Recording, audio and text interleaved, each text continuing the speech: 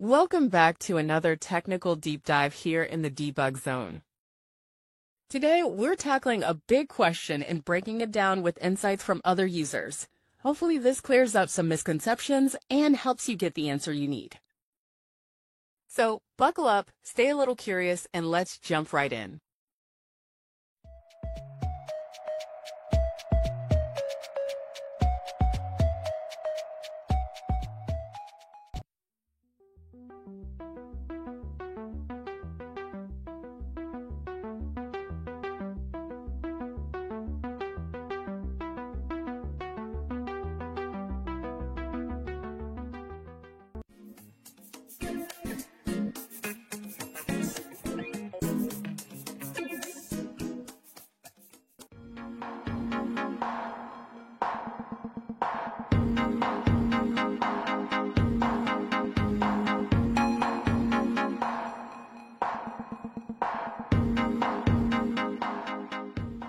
And that's a wrap.